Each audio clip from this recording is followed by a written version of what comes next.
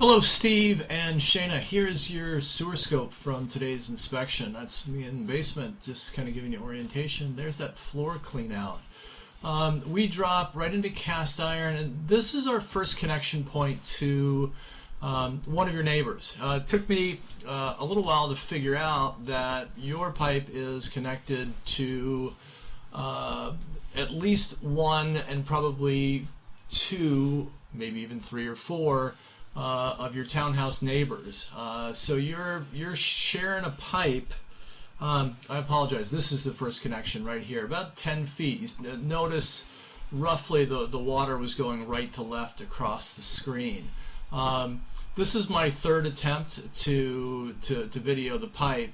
The first two attempts, everything was basically underwater. So neighbors were showering. It's in the morning, first thing, showering, washing clothes, running the dishwasher, whatever. But we were full up with water in the pipe. Now we've got some water here that's blocking visibility. It'll be a lot better on the return trip. One thing that we're fighting against is, one, nothing that's overly solid has been through this pipe in a long time, right? So my camera head is overly solid. So it is creating a deeper channel or path through the buildup at the bottom of the pipe. I'll explain more later. The other thing is, anytime that you get like a couple of wads of toilet paper that's clung onto the cast iron, which this is what the pipe is, it's going to create a dam in the pipe. You'll see towards the end of the run here that will end up pushing away those wads of toilet paper, and that'll help to clear out things. The water never completely goes away, but on the way back it's markedly better. Okay, now if you look on the sides of the pipe, you see the whitish material. Okay, so that's buildup, years of cooking fat, baking grease, other natural materials that have built up on the side of the pipe.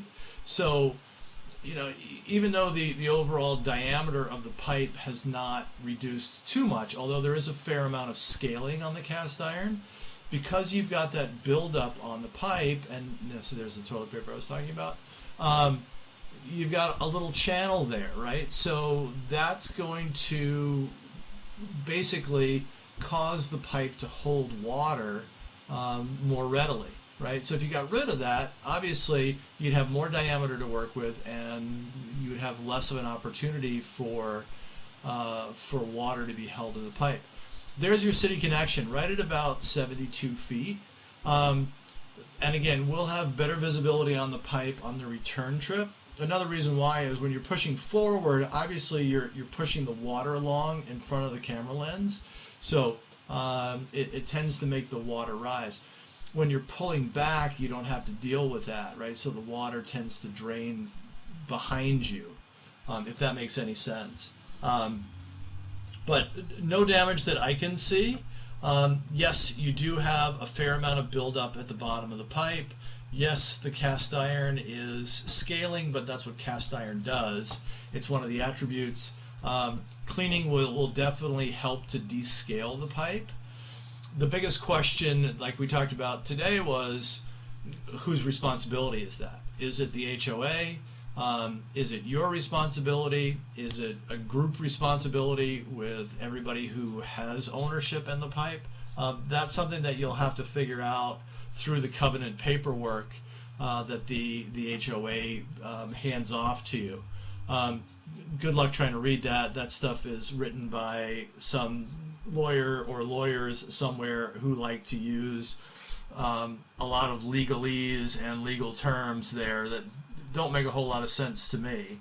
But again, all in all, not bad, just a little bit dirty, could use a cleaning, but I'm not seeing any visible damage in the line.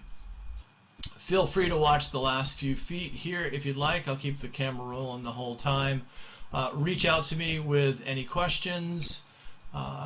Read through the written report for description, recommendations, blah, blah, blah. And again, don't hesitate to call on me. I'm always happy to be a resource.